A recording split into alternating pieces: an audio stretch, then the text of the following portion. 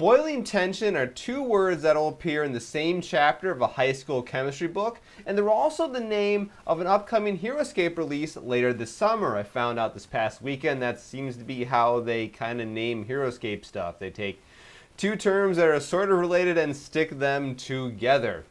We did see a whole bunch of new miniatures, and I learned a whole lot more than I ever needed to know about crabs carrying knives, which, by the way, if you haven't seen this video yet, it's kind of freaky. I'll put a link to it in the description below. But what we didn't see are any price increases, and the reason why that kind of surprised me a little bit because, well, this happened a few weeks ago.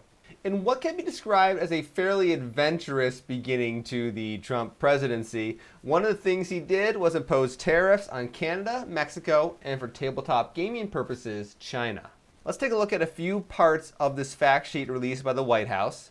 Addressing an emergency situation, the extraordinary threat posed by illegal aliens and drugs, including deadly fentanyl, constitutes a national emergency under the International Emergency Economic Powers Act, the IEEPA. If we jump down just a bit further, we can see how China plays a role in all this, according to the administration. Chinese officials have failed to take the actions necessary to stem the flow of precursor chemicals to known criminal cartels and shut down money laundering by transnational criminal organizations. Now, the reason why you're seeing a whole lot of mention of illegal immigration, drug cartels, and fentanyl in this document here is that if I'm understanding the International Emergency Economic Powers Act correctly, the President of the United States can only unilaterally apply tariffs on other countries for national security reasons. That's why we see this line down here about how Chinese officials have failed to take the actions necessary to stem the flow of precursor chemicals to known criminal cartels, ... What the United States government is accusing China of is sending these, quote, precursor chemicals to drug cartels in Latin America who turn that stuff into fentanyl, then smuggle it across the southern border of the United States to where it has been killing a whole bunch of Americans for the past number of years. And in response, the president is applying a 10% tariff on China, though in recent weeks there's been some possible discussion that there may be an additional 10% tariff coming in the not too distant future. And the national security perspective that the president is applying here makes things a little bit more interesting because it doesn't seem quite like there's a chance for some sort of negotiation between the United States and China to get rid of these tariffs, because if there is, well, isn't the fentanyl still a problem? So we're probably going to see these tariffs in place for quite a while. So of course this applies to many tabletop gaming companies because, well, a lot of tabletop game products are made in China. Now, I pointed out Heroscape initially here just because this is kind of the big news item right now, but some other big games I'm familiar with, of course, Battletech, their miniatures are made in China. Star Wars Legion, a lot of their products, if not all their products, are also made in China.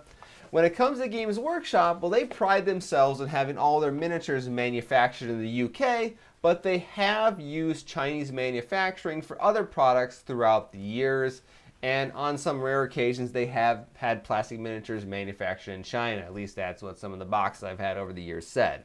So to understand why I'm kind of surprised there wasn't a noticeable price increase, it kind of comes down to the economics of the tabletop game industry. So hypothetically, let's say you had a $100 product. Approximately 40% of that revenue was going to go to the game store that sells you the product. Approximately 40% is going to go back to the manufacturer, and around 20% is going to go to the distributor that gets the product from the manufacturer to the game store. Now those numbers can vary a little bit from company to company, but that's approximately what you're kind of looking at. When it comes to that 40% that's handed off to the game company, approximately half of that goes to cover the cost of the particular game piece or gaming miniature, and the other half is more or less profit for the company. Once again, there's obviously some flexibility in there. So if you would think to say that maybe that 20% that's the cost of the miniature goes up now by 10% for the tariffs, that would kind of ripple through that whole chain, and you would end up with, you know, a product that when it was $100, it's now probably closer to $110. But that's not what we're seeing here at the moment with Heroscape. And major companies are concerned about these tariffs. Here you see one of many stories talking about how Mattel, the toy manufacturer behind Barbie, Hot Wheels, and others, is concerned about these tariffs, and they may need to raise the prices on their toys to offset the cost of these tariffs. Then, of course, we have Hasbro, which I'm not sure if they even know what kind of company they are. They're sort of a toy company, part-time tabletop game company, a failed movie studio, maybe just an IP holding company. But anyway, they're also concerned about these tariffs, and one of the things they're trying to do is move some of their manufacturing from inside China to outside China. We'll talk about some of those details in a little bit, but I'm just using this to cite as there's more evidence that companies are really concerned about these tariffs. But then why didn't Renegade do anything? Does that mean maybe Tim Pool is correct in the sense that he's been talking a lot about these tariffs, where if you put a 10% tariff on a Chinese widget, then people are just going to go ahead and buy the US made widget that is now cheaper than the tariffed Chinese made widget?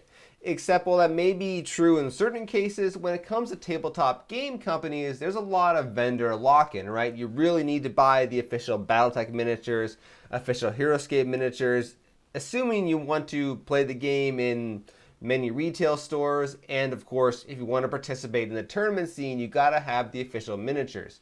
So the idea that you can buy like Heroscape from a different company, well, that doesn't really work. So at least in this case, what Tim Pool is describing does not necessarily apply to the tabletop gaming industry.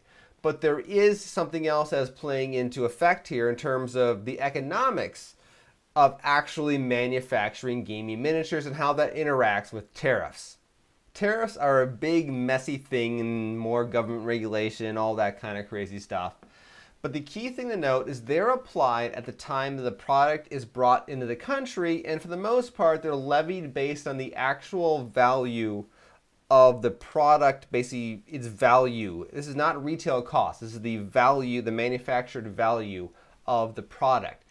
And when it comes to the tabletop game industry, well, in general, they're relatively like low volume sales, high profit items. And the honest truth is when you look at any old random tabletop game miniature, I got the Ahsoka miniature from Star Wars Legion, the material value of just this miniature with the sprue inside, the cards, and the box, and all that stuff is next to nothing. I don't know what it really is, to be honest with you, but I wouldn't be surprised if it was much more than $1 or $2. Most of the money when it comes to creating tabletop game miniatures is going to be tied in the development of the miniature, so the modeling of the miniature, as well as, of course, the artwork, the rules, licensing, and then finally, when it comes to plastic miniatures, the tooling to get those miniatures actually manufactured.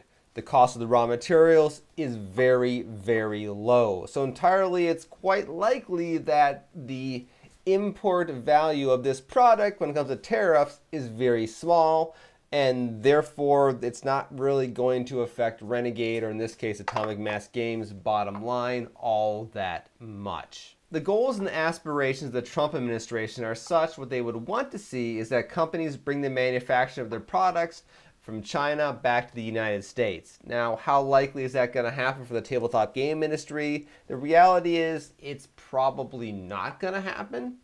And we'll talk about some of that in just a little bit. Oddly enough, Star Wars Legion is maybe in the best position for that to happen, just because they're currently going through and replacing all their soft plastic miniatures with hard plastic miniatures, which probably means a whole bunch of new tooling and new molds, which is very expensive. And in the United States, anyway, plastic injection molding is a viable business because it is a relatively low labor cost type of industry. So you just shoot material into a machine, into a mold, and it cranks out these things. There's not a lot of human labor involved in terms of getting all this stuff together because you as a gamer, you do all the assembly. Atomic Mass Games is probably not going to do that, but oddly enough, they're in the best position to do that. When it comes to things like Heroscape or Battletech, well, their miniatures are pre-assembled and or pre-painted, and those things are very labor intensive, and you're not going to see that kind of manufacturing done in the United States because it's just not economically viable when countries like China have horrific labor laws. basically non-existent environmental laws, and a pretty terrible track record on human rights. It's just much cheaper to do that kind of stuff in China than it is in the United States. So what's probably going to happen with these companies, it kind of goes back to what Hasbro was talking about here, where they said the company is shifting their manufacturing away from China. Now, China has this whole thing called the Belt and Road Initiative. You've probably heard about it. It's essentially their international development fund where they pump money into other countries to effectively make them financially dependent on China. And one of the things they can do is essentially move manufacturing from China to other countries, in particular, say, Southeast Asia. So you have Chinese companies setting up Chinese-owned factories in, say, Vietnam or something, and they're going to be staffed by Chinese employees, but they're not going to be manufacturing these type of things to get around the tariffs. And the other thing to consider that's probably not practical when it comes to trying to move stuff like this, even if it's not necessarily labor-intensive things back to the United States, is I'd imagine the Chinese manufacturing companies are probably not going to want to willingly give up all the tooling. It kind of depends on what the contract is between the tabletop game company and the manufacturer. So they may be looking at a situation where if they wanted to, say, move their manufacturing from China to the United States or Europe, well, there's going to be a whole lot of more money that needs to be invested back into creating new molds, and that's just not practical for most tabletop game companies. So that's really about all I've got to say on this particular topic. If there are going to be any price increases for the tabletop game industry related to tariffs, they may not last long because of that whole little shifting factor thing I was just talking about there.